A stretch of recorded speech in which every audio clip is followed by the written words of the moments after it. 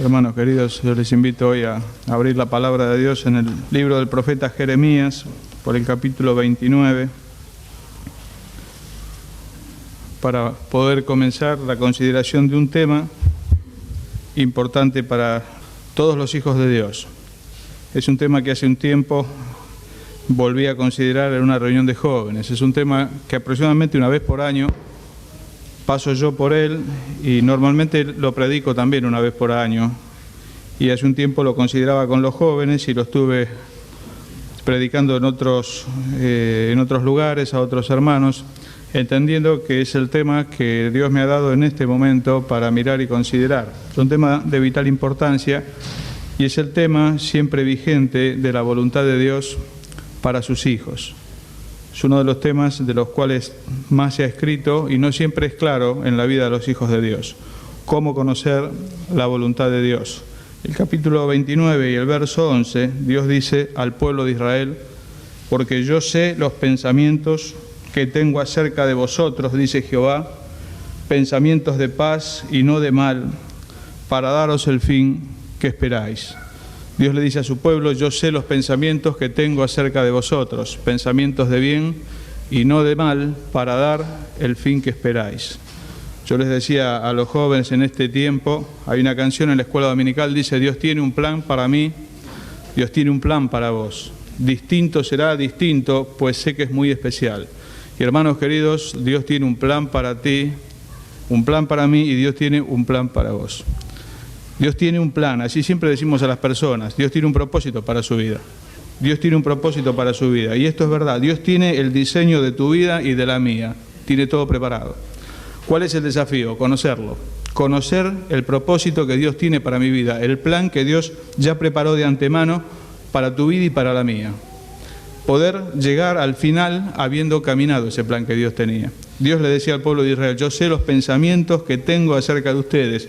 Yo tengo un proyecto para ustedes. ¿Cuál es el proyecto?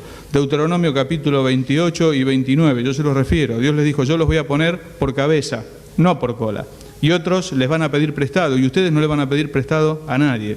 Dios tenía el proyecto para Israel de hacerlo cabeza de naciones, un pueblo importante. La tierra que Dios había señalado al pueblo de Israel era muchísima más tierra de la que tienen en la actualidad.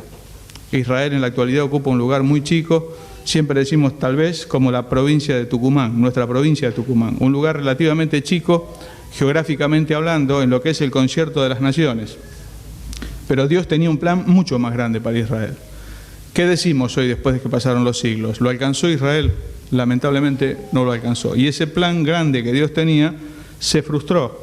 Si bien uno ve en Israel la misericordia y la maravilla de Dios, hermanos, cuando alguien quiere ver un milagro rápidamente, considere la tierra de Israel y el pueblo de Israel reunido, 2000 años después de ser desterrados, de ser sometidos por imperios, de ser prácticamente aniquilados, aún en la Segunda Guerra Mundial. 6 millones de ellos encontraron la muerte en los campos de concentración. Así han sido perseguidos siempre, esparcidos por el mundo. No obstante, en 1948 la gracia de Dios les reúne de vuelta en la tierra que juró a sus padres. Así dijo el Señor: la tierra que juró a sus padres, Él les juntó nuevamente allí. Si bien ellos no alcanzaron el propósito que Dios tenía para ellos. Y a nosotros nos puede pasar de este modo: Dios tiene un plan para mí y Dios tiene un plan para vos. Ya está todo preparado. ¿Cuál es el peligro? No alcanzarlo. ¿Por qué? Por no conocerlo. La pregunta es: ¿cómo hago yo para conocer el plan que Dios tiene para mi vida? Esta es la pregunta que siempre tenemos todos los creyentes. ¿Cómo hago para conocer el plan que Dios tiene para mi vida? Lo vamos a dividir en 3 partes, hermanos. La primera parte es tal vez la más, no digo sencilla, sí de entenderlo. El 85% aproximadamente de la voluntad de Dios para tu vida y la mía está entre estas 2 tapas de este libro, que es la palabra de Dios. El 85% aproximadamente de la voluntad de Dios para tu vida y la mía está en ese libro que nosotros llevamos tan cerca de nuestro corazón. Dios ha revelado prácticamente la mayoría de sus propósitos en la Biblia. Primera herramienta para conocer el plan de Dios, ¿cuál es? Un buen conocimiento de la palabra de Dios. Un conocimiento completo, hermanos, de la palabra de Dios. A veces algunos jóvenes en la fe, chicos o grandes, me sugieren la idea de hacer estudios avanzados. Yo siempre les sugiero lo que me sugirieron alguna vez a mí: lee la Biblia completa. al menos 5 veces antes de comenzar a hacer estudios parcializados y profundos de la palabra de Dios. Necesitamos tener una visión global de toda la palabra de Dios antes de ponernos a profundizar en alguno de sus textos. Necesitamos tener un conocimiento completo de toda la palabra de Dios. Hay planes de lectura que nos permiten leer la Biblia en un año. Bueno, son útiles. Es un desafío para los primeros años de la juventud conocer todo el consejo de Dios. Pablo dice, yo les di todo el consejo de Dios. Yo digo, hay hermanos que siempre son especialistas en los Salmos y en Juan. Dice, a mí me gustan los Salmos, me gusta Juan. Bendito sea Dios por esas dos porciones. Pero Dios tiene palabra para vos y para mí en todo el libro. Toda la Escritura es inspirada por Dios y es útil para corregir al hombre, para instruirlo en justicia. 85% aproximadamente de la voluntad de Dios en este libro. Muchas veces los creyentes estamos orando por cosas que están escritas. No hay que orar por eso, hay que leer, hay que saber. Al no saber, estamos orando. Yo muchas veces me han dicho, mira, estoy orando por esto. No tenés que orar, esto está escrito acá, lo tenés que hacer. Hay cosas que son para hacerlas, no para orar. Es falta de conocimiento bíblico. Es un problema el tema del conocimiento bíblico, hermanos, porque es trabajoso. No, yo siempre digo que leer la Biblia no es como leer la revista Gente. Uno de la revista Gente se la lee en el subte al de al lado, así de ojito, como se dice normalmente, y vio cómo es, usted la lee así salteado. Yo más o menos todas las mañanas en el subte, 20 minutos al trabajo, me entero de lo que pasa en el día, con el diario de mi compañero de viaje. Bueno, hermanos, la Escritura es el libro de Dios, no es igual. Ante este libro tenemos que postrarnos espiritualmente hablando, pues es la palabra de Dios que se humilló y se hizo libro. Y dice el salmista, abre mis ojos y miraré las maravillas de tu ley. No se puede venir con cualquier ojo y ponerse adelante porque no le dice nada.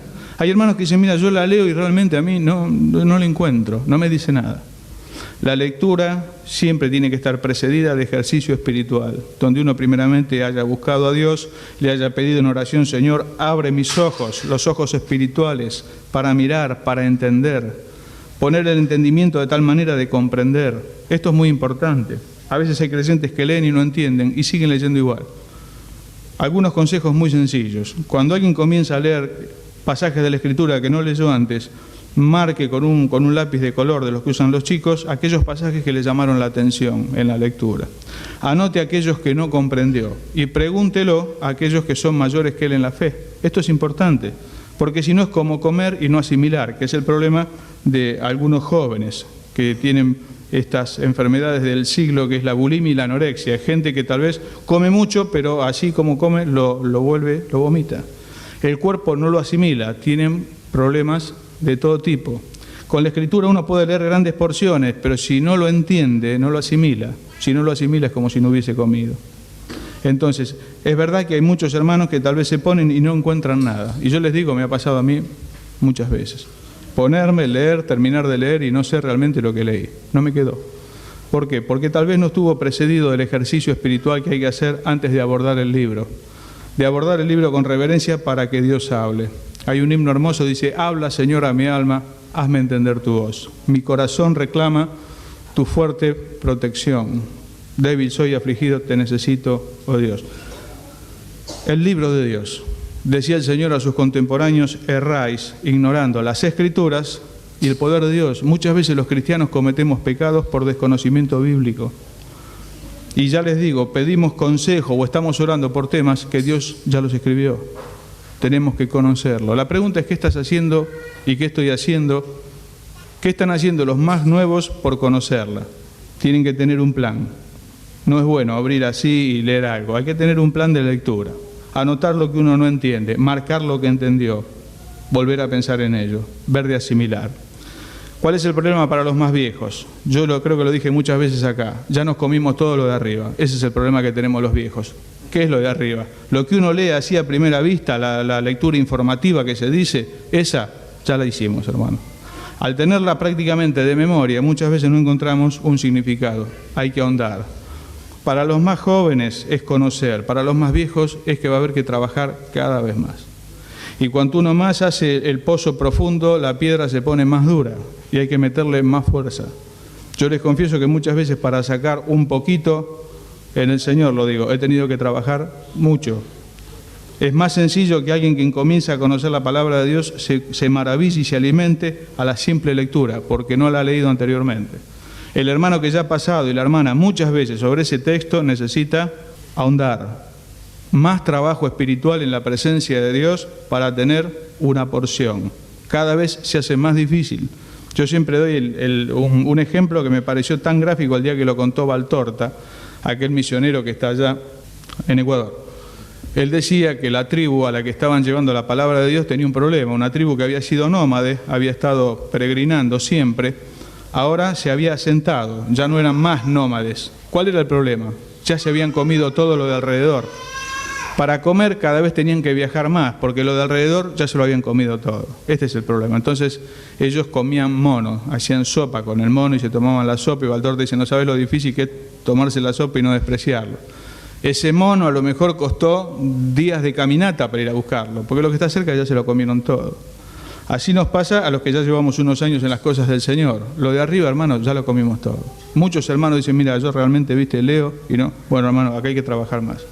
Si ya pasaste muchas veces, te comiste todo lo de arriba, hay que aplicar más. Y Dios siempre tiene una porción reservada y nos hará ver ese texto que leímos tantas veces del lugar donde no lo miramos nunca. Yo les confieso que a veces en el Señor leo pasajes que leí tantas veces y Dios tiene un mensaje primero, una palabra nueva. Y uno dice, Señor, yo esto no lo vi antes.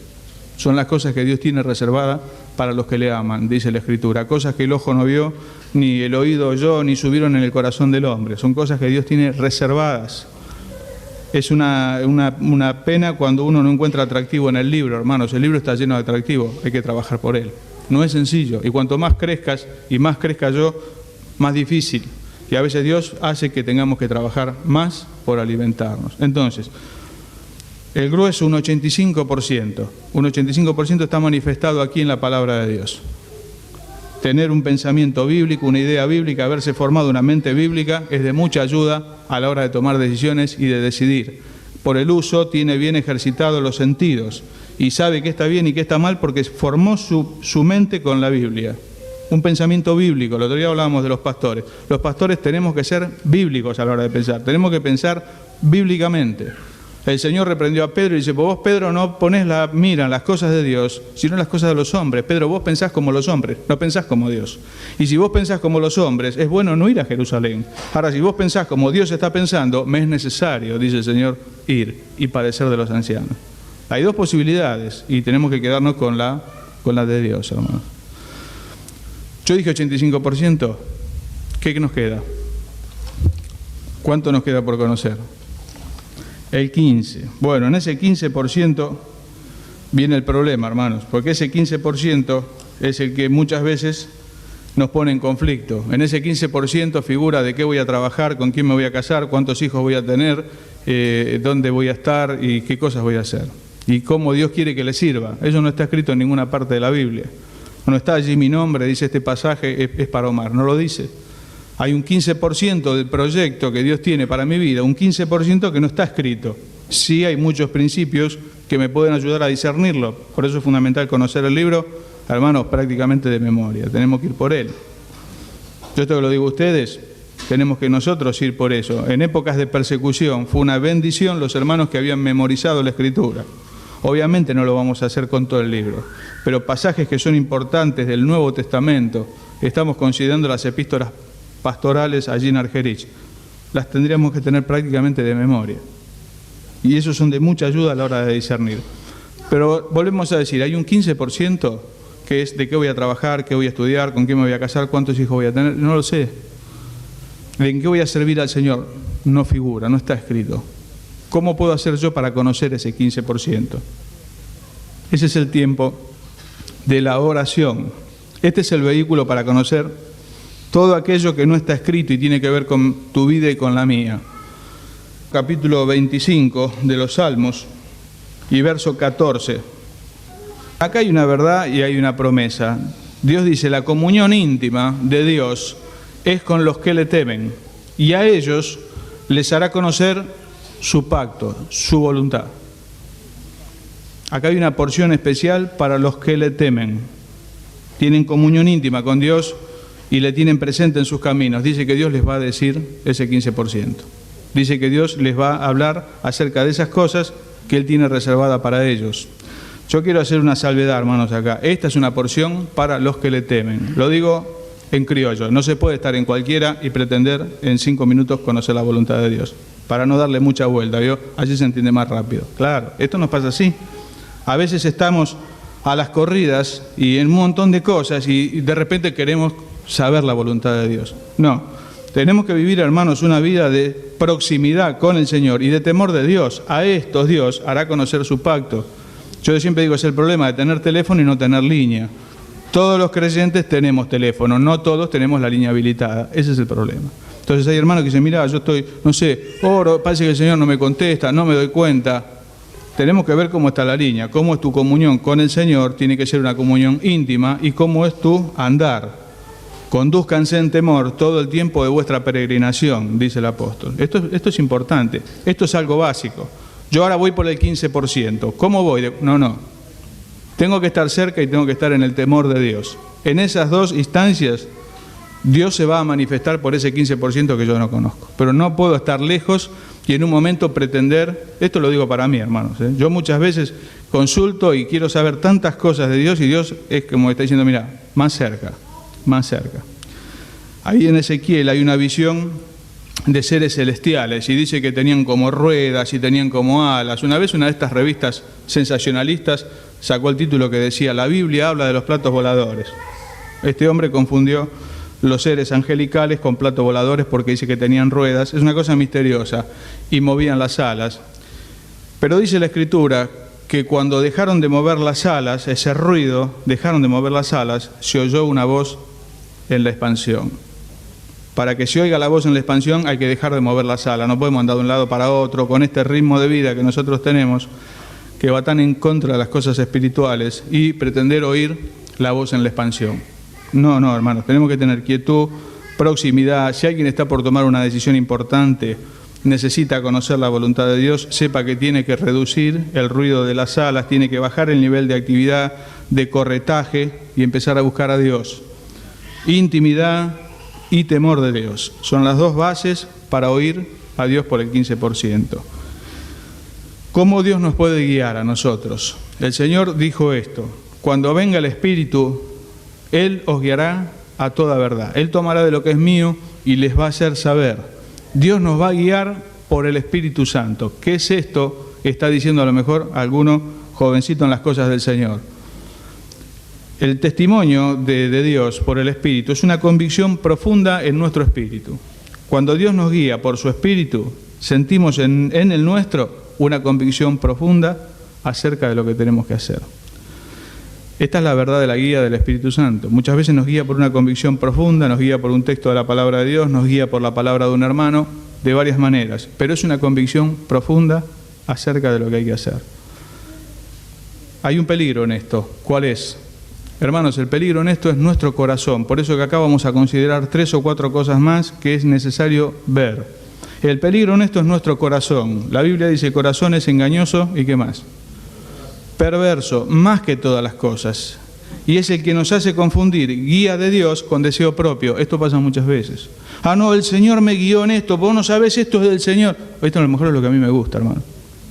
El Señor guiaba a Pablo, aun cuando el Espíritu le daba testimonio en todas partes de que iba a tener tribulación y le esperaban problemas, y el Espíritu le estaba diciendo eso a Pablo, y Dios le llevaba, hermanos. Y el Señor, Dios puso en el corazón del Hijo el ir a la cruz, y el Espíritu le guiaba. Hermano, no siempre el Espíritu guía para donde nosotros queremos. Muchas veces el Espíritu guía a contrapelo de lo que nosotros quisiéramos. No obstante, en nosotros es una convicción profunda. El profeta Jeremías dice, la profecía tuya fue como un fuego en mis huesos. Quise sufrirlo y no pude. Es más fuerte que yo. El otro día con los hermanos del Consejo Pastoral hablábamos acerca del ancianato. Entre otras cosas muchas, hay un llamado del Señor. Pero también hay una convicción de que al presente tengo que estar haciendo esto que Él me encargó. El Señor le dijo a Pedro, Pedro, ¿me amas? Y le hizo la comisión. Cuidad de mis ovejas. Lo dijo por 3 veces. Eso Pedro no lo habrá olvidado nunca. El pastor lleva dentro de sí una convicción acerca de que él tiene que estar allí donde el Señor le ha puesto. Esta es la convicción de Dios. Y el evangelista de que tiene que alcanzar a aquellos que no conocen a Cristo, y para eso se hacen los esfuerzos y los viajes. Pablo dice, a mí me fue impuesta una necesidad de predicar el Evangelio. Esto Dios lo puso en mi corazón, no se cambia. Aun cuando las cosas me puedan venir a contramano y yo tenga muchas dificultades por esto. ¿Se entiende, hermanos? Muchas veces la voluntad de Dios, lo dicho con mucho temor de Dios, nos trae muchos problemas. Viene a contramano de lo que nosotros quisiéramos. Entonces, ¿cuál es el peligro? Confundir la voluntad de Dios con mis propios deseos. Por eso que para esto es bueno tener en cuenta algunas cosas, hermanos. La voluntad de Dios es bíblica. La voluntad de Dios es bíblica. ¿Qué quiero decir con esto? Nunca Dios me va a guiar por su Espíritu a algo que vaya en contra de lo que Él ha escrito en su palabra. Nunca Dios me puede estar guiando a mí a hacer algo en contra de lo que el Espíritu llevó a escribir a los santos hombres de Dios que escribieron el libro de Dios. Nunca, hermanos. Nunca el Espíritu de Dios me va a llevar a mí a la guía de que tengo que abandonar mi hogar o mis responsabilidades familiares. No es de Dios. No es de Dios. Yo a veces he escuchado barbaridades. El Señor me mostró, gracias a Dios, no precisamente en el ámbito de la iglesia, sino en la iglesia en general, de hombres que se expresan públicamente, porque el Señor me guió, y uno escucha cada cosa que Dios le ha guiado y dice, pero este hombre no conoce la palabra de Dios. El Espíritu de Dios no le puede guiar nunca en contra de lo que Él escribió. La voluntad de Dios es bíblica.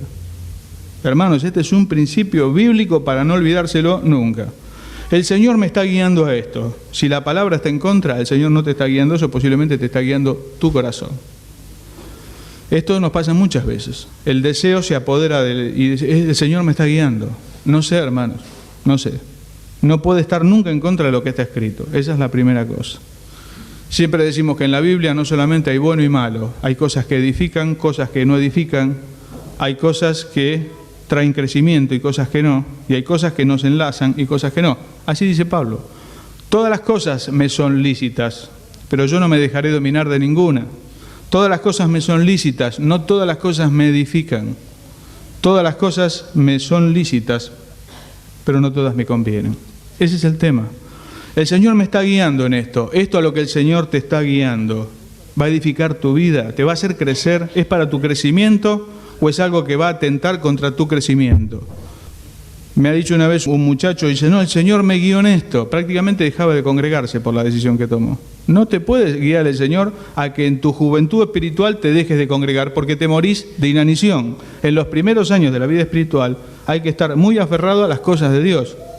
Siempre hay que estar muy aferrado a las cosas de Dios, pero en el principio esto es fundamental. Entonces, él entendiendo que el Señor le guía, dejó las reuniones por hacer un curso, ya no me acuerdo ni siquiera de qué, que no terminó. Y así el diablo le llevó y lo tuvo lejos, y este hombre no creció. Entonces, eso no le edificó. Hay cosas que no nos convienen espiritualmente hablando. No, el Señor me está guiando en esto. ¿Estás seguro que eso va a contribuir a tu vida espiritual? ¿Te va a edificar o te va a destruir? A veces nosotros escogemos cosas que nos destruyen. A veces escogemos cosas que nos atan de pies y manos. Y esto, ¿saben cómo me preocupa a mí? A veces digo, no, este trabajo me lo dio el Señor. Ya no tengo tiempo para leer, no tengo tiempo para orar, no tengo tiempo para servir al Señor. Entonces yo no sé quién me lo dio. El diablo muchas veces nos quiere poner plata en los bolsillos a los creyentes. Muchas veces, muchas veces. Le quiso proveer al Señor el diablo. ¿Se acuerdan allá en Mateo capítulo 4? Al Señor quiso darle soluciones. Y yo todo esto te daré, dijo el diablo, si postrado me adorares. Ahí hay una atadura. Y a veces estamos los hijos de Dios atados de pies y manos. No, el Señor me guió, pero para el Señor no hay servicio, no hay lectura, no hay oración. Entonces, ¿el Señor te guió? Entonces, la voluntad de Dios es bíblica. Dios me va a llevar a lo que me conviene espiritualmente hablando. Dios va a buscar mi crecimiento y la conveniencia espiritual. Hay cosas que no nos convienen, no nos ayudan. Eso es lo que está queriendo. No nos ayudan. Hay cosas que no nos ayudan. Algunos principios son estos, decíamos, para tener en cuenta. Una cosa más. Hermanos, hay una tercera cosa que es importante en esto. Dijimos, por un lado, el conocimiento de la Escritura. Las Escrituras tienen una condición única, no tienen ningún libro. Se lo dijeron a Timoteo, nos pueden hacer sabios. Yo esto se lo digo a mis hijos siempre. Son chiquitos, ustedes tienen que aprender de este libro y tienen que este libro, como decía un santo hombre de Dios, este libro se apoderó de mí, dijo él. Este libro se apoderó de mí. Este libro se tiene que apoderar de tu vida, de tu mente. Vos tenés que ser bíblico. Pensar bíblicamente. ¿Por qué? Porque las Escrituras te pueden hacer sabio para la salvación que es en Cristo Jesús. Ser un hombre sabio y ser una mujer sabia. ¿Saben que no abunda esto? No abunda. Hoy hay gente con mucho conocimiento. Mucho conocimiento. El conocimiento se puede adquirir en casas de estudios. La sabiduría no. La sabiduría mora con el Señor. Y dice que excede a la plata en que da vida a sus poseedores. Y hermanos, la sabiduría viene por el temor de Dios. Así dice Proverbios. El principio de la sabiduría es el temor de Dios. Y la sabiduría viene por la palabra de Dios. Ahí hay un hombre y hay una mujer sabio. A lo mejor no tienen grandes estudios, pero son sabios en Dios. Saben qué conviene y qué no conviene. ¿Por qué? Porque Dios lo hizo sabio. Conoce la palabra de Dios. Esto es fundamental. ¿Cómo voy a llegar a ser sabio?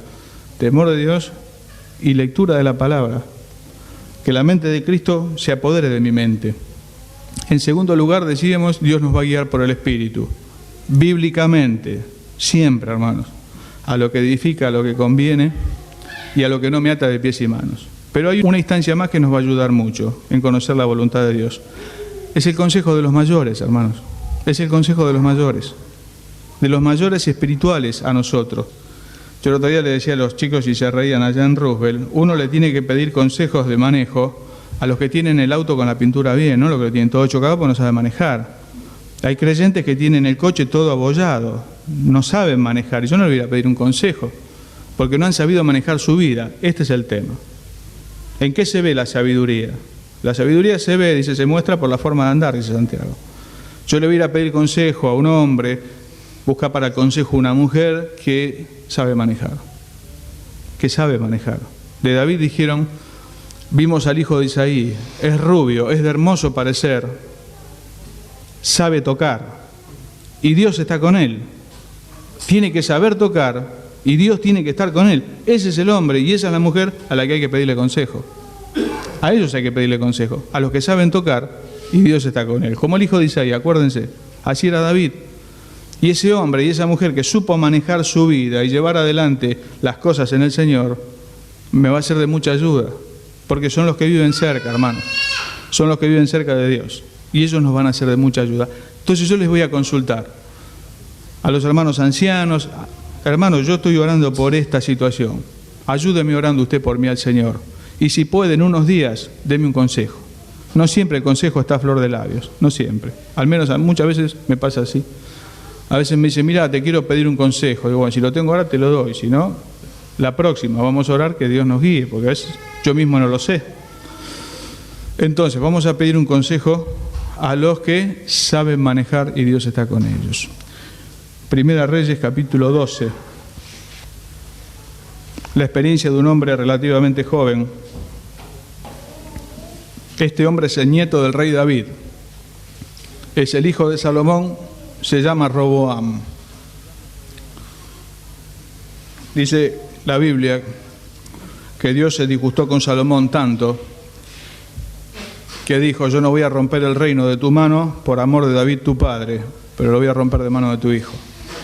Y así fue. De la mano de Roboam se rompió el reino, se formó el reino del norte con 10 tribus y quedó allí el reino del sur en manos de la casa de David. O sea que esto ya era algo de Dios. Pero fíjense cómo este hombre maneja esta circunstancia. Dice la palabra de Dios, Roboam fue a Siquem, porque todo Israel había venido a Siquem para hacerle rey. Y aconteció que cuando lo oyó Jeroboam, hijo de Nabat, que aún estaba en Egipto, a donde había huido delante del rey Salomón y habitaba en Egipto, enviaron a llamarle. Vino pues Jeroboam y toda la congregación de Israel, y hablaron a Roboam diciendo, tu padre agravó nuestro yugo, mas ahora disminuye tú algo de la dura servidumbre de tu padre y del yugo pesado que puso sobre nosotros, y te serviremos. Salomón había levantado mucho los impuestos, el pueblo pagaba mucho impuesto al rey, y así fue como Salomón hizo tantas cosas y tuvo tanta fortuna. El pueblo pagaba mucho impuesto, había agravado mucho los impuestos sobre el pueblo. Le vienen a pedir al hijo una merma en los impuestos.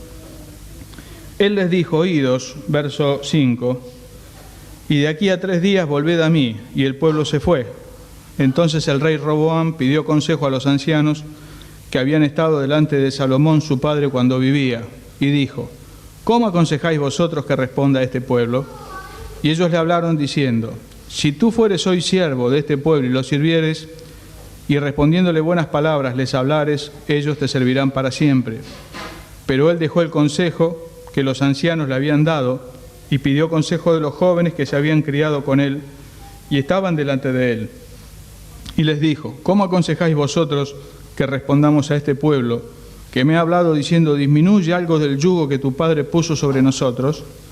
Entonces los jóvenes que se habían criado con él le respondieron diciendo: así hablarás a este pueblo que te ha dicho estas palabras: el menor dedo de los míos es más grueso que los lomos de mi padre. Ahora pues, mi padre os cargó de pesado yugo, mas yo añadiré a vuestro yugo. Mi padre os castigó con azotes, mas yo os castigaré con escorpiones. Al tercer día vino Jeroboam con todo el pueblo a Roboam, según el rey lo había mandado, diciendo: volved a mí al tercer día.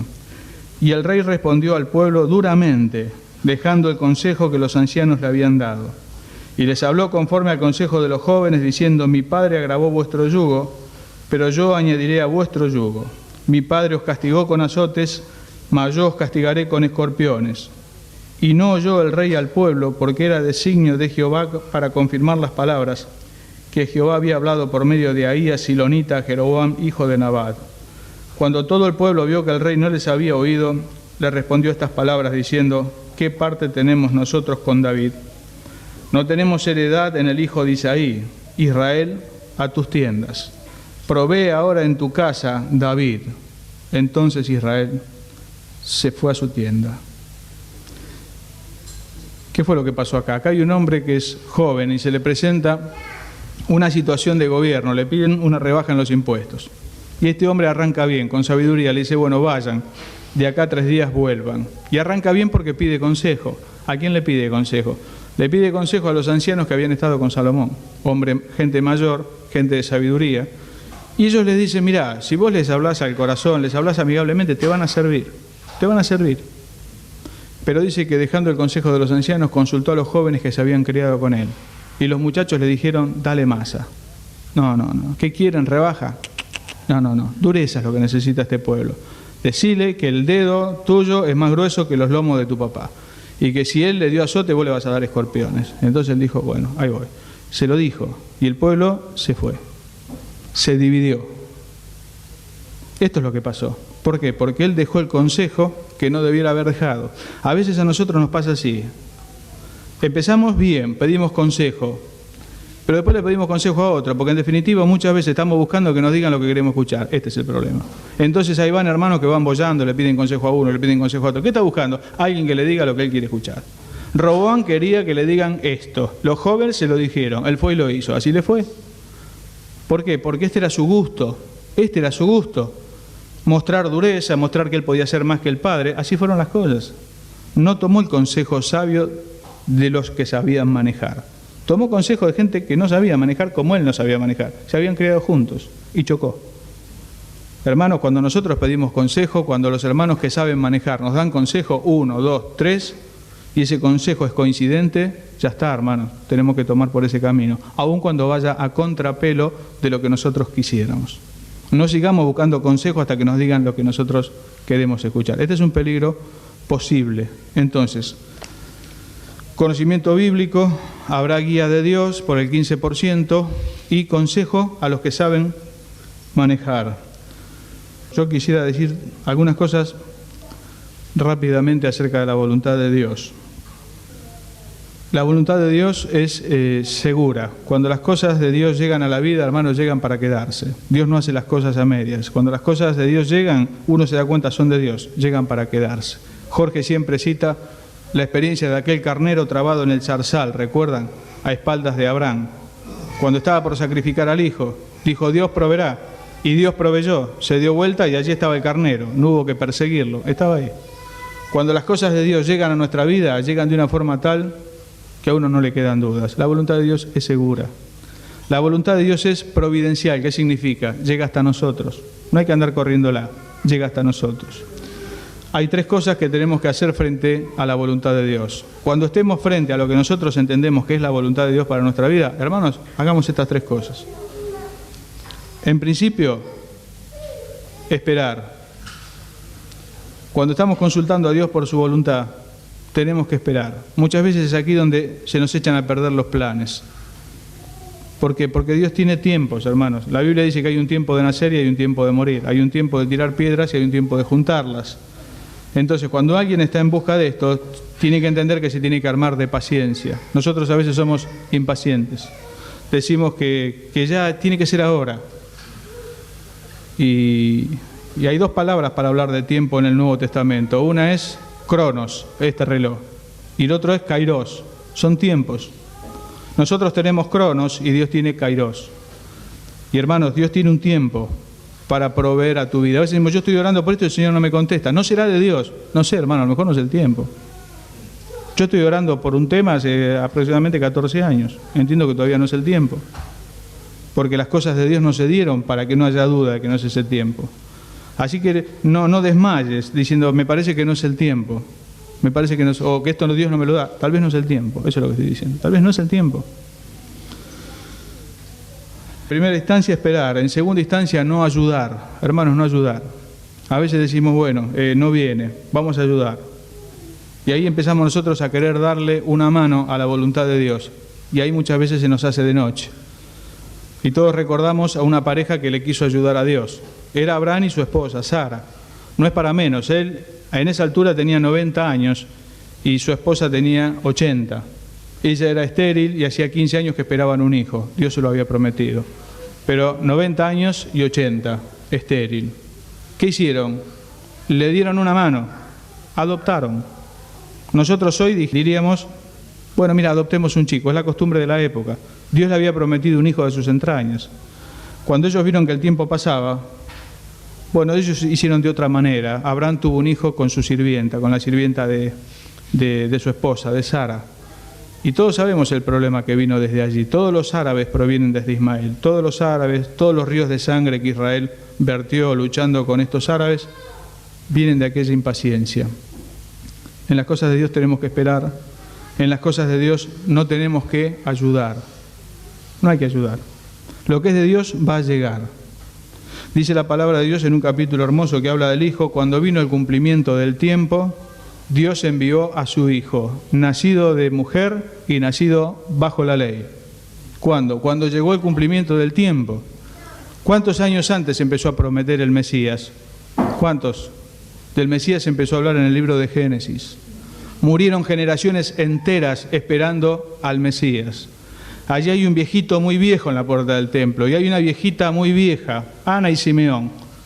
Ellos son de los que esperan la salvación de Israel. Están esperando. ¿Saben cuántas generaciones se murieron esperando al Señor? Muchísimas. Pero cuando vino el cumplimiento del tiempo, Dios envió a su Hijo, nacido de mujer y nacido bajo la ley. Y eso no se pudo parar de ninguna manera. Herodes quiso mandar a matar a todos los chicos menores de 2 años. Y Dios se manejó, apareció en visiones a José, lo llevó a Egipto, después le dijo, volvé, porque los que querían la muerte del chico se murieron, porque Él es Dios, y Dios está sobre todas las circunstancias, maneja sobre todas circunstancias, sobre todo personaje, por más encumbrado que sea, y allí vuelve el Hijo, y allí el Hijo se manifiesta y nadie lo puede impedir, y allí el Hijo redime tu alma y la mía y nadie lo puede impedir. ¿Por qué? Porque llegó el cumplimiento del tiempo. Esto es fundamental, el tiempo de Dios. Tal vez no llegó ese tiempo. ¿Qué vamos a hacer nosotros? No ayudar, hermanos. Esto es muy difícil. Nos parece que si no hacemos algo se echan a perder las cosas. Y Dios lo que quiere en realidad es que estemos quietos. Dice el Salmo, estad quietos y conoced la salvación de Jehová. Nos cuesta un montón. A mí pídame cualquier cosa, menos que esté quieto. Me cuesta muchísimo. Pero no estás haciendo nada, te dice el diablo. Mirá vos la situación, no estás haciendo nada. Hermano querido, si estás orando, lo estás haciendo todo. Y si estás esperando en Dios, lo estás haciendo todo. Espera mi alma al Señor, más que los centinelas a la mañana, dice el Salmo. Más que los centinelas a la mañana. ¿Cómo que no estoy haciendo nada? ¿Cómo que no estoy haciendo nada? El diablo te va a decir, pero hace algo. Y entonces, no, pero yo necesito este trabajo y me busco tengo un amigo. ¿Vos sabés que tengo un amigo que te puedo? Y empezamos a buscar amigos, palancas, cosas. No busques nada, hermano. Si estás orando, no busques nada. Que sea Dios el que venga hasta nosotros. Y no forcemos ninguna situación. Y por última, regar abundantemente cuando creamos estar frente a la voluntad de Dios. La situación se da en el Monte Carmelo. Por un lado está Elías con su sacrificio preparado. Del otro lado hay 850 profetas de Baal y de Asera. Y él les dijo, empiecen ustedes que son más. Y ellos empezaron desde la mañana a clamar a Dios, porque habían convenido que el Dios que se manifestaba por fuego, ese era Dios. Entonces dice que comenzaron desde la mañana hasta la tarde y no pasaba nada. Y se habían lastimado con cuchillos y no pasaba nada. Cuando llegó la hora de él, dijo, bueno, hizo una zanja alrededor del altar. ¿Vieron lo que se hace cuando uno va de camping? Lo que no hice yo la única vez que fui de camping en mi vida. Acampé al lado de una ruta, no hice una zanja, llovió esa noche y prácticamente casi se lleva la carpa. Claro, me enteré después, hay que hacer toda una zanja alrededor para que el agua se vaya por allí y no pase por abajo del piso de la carpa. Pisábamos y parecía un anfibio la carpa. Bueno, Elías empezó a hacer toda una zanjita alrededor. La gente lo miraría y diría, ¿qué le pasa a este hombre? Está haciendo la zanja. Cuando él termina dice, bueno, mojen el sacrificio. Y yo me imagino que la gente no entendería nada, mójenlo. Y uno dice, pero ¿no querés que se prenda fuego? ¿Cómo lo vas a mojar? No lo mojes, en todo caso lo ponemos más cerca del sol. No, mójenlo. Entonces lo mojan. Y dice Elías, mójenlo otra vez. Yo me imagino que esta gente, entendiendo menos, lo vuelve a mojar. Pero para sorpresa de ellos se lo pide por tercera vez. Mójenlo la tercera vez. Y dice que ya el agua corría por las canaletas y corría. Y él se puso de rodillas y dijo, oh Jehová, conozca a este pueblo que tú eres Dios y que yo soy tu profeta. Y dice que bajó fuego del cielo, que consumió el holocausto y la leña y lamió las piedras. Y uno dice, bueno, ¿qué tiene que ver esto? Que las cosas cuando son de Dios se prenden fuego igual aunque yo las moje, hermanos. Esta es la lección práctica para mi vida. Cuando vos estés frente a algo que te parezca que esto es de Dios, agarrá el balde y lo mojás. 1, 2 y 3. 1, 2 y 3. ¿Qué significa? No te apures, si podés, anda mañana. Pero si no voy hoy lo pierdo. Si es de Dios, es para vos. He aquí que todo lo que Dios hace será perpetuo. Sobre esto no se añadirá ni se disminuirá. Pero si yo no le hablo hoy, a lo mejor la pierdo. No, hermano querido, no es así. No la vas a perder, no lo vas a perder. Si es, estará. Agua, hermanos, agua. Enfriar la situación, mojarla. Lo contrario a que se desprenda fuego es mojar algo. ¿Por qué? Porque si es de Dios, se prende fuego igual. Hermanos queridos, Dios nos bendiga frente a esto porque seguramente tenemos algún tema por el que estamos esperando, queriendo conocer su voluntad. Bueno, hermanos, un buen conocimiento bíblico, ejercicio espiritual para que Dios me guíe, nunca lo va a hacer contra su palabra, esto no lo olviden nunca lo va a hacer contra su palabra. El consejo de los mayores, de los que saben manejar, aun cuando no sea el que yo quiero escuchar. Acuérdense de Roboam y acuérdense de cómo le fue. Léanlo en casa después, le fue mal. Consejo a los que saben manejar y tomarlo. Y estas cosas que son claras, esperar, no ayudar y manguerear abundantemente. Oramos a Dios. Amado Dios y Padre Celestial, queremos darte gracias, Señor, decíamos recién, junto con tu palabra, cuando vino el cumplimiento del tiempo, Dios envió a su Hijo, nacido de mujer, nacido bajo la ley, para que redimiese a los que estábamos, Señor, allí cautivos de aquella ley. Te damos gracias, Señor, porque nada ni nadie pudo impedir que tú redimas nuestras almas. Señor, lo has hecho por el dedo de tu poder. Y te damos gracias, Señor, te bendecimos. Y te rogamos que llenes nuestro corazón, Señor, con esta confianza, sabiendo que tú harás en nosotros aquellas cosas que están en tu corazón, Señor, si nosotros realmente lo estamos buscando y lo anhelamos. Señor, dice tu palabra que poderoso eres tú para hacer que abunde en nosotros toda gracia. Y Señor, te rogamos, llenes nuestros corazones de esta convicción profunda de que tú eres poderoso para hacer que abunde en nosotros toda gracia. Señor, danos el poder conocer el propósito que tienes para cada uno de nosotros, para que podamos nosotros andar por él.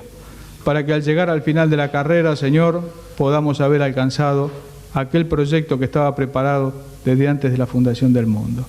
Señor, te alabamos y te damos gracias, orando en el nombre del Señor Jesús. Amén.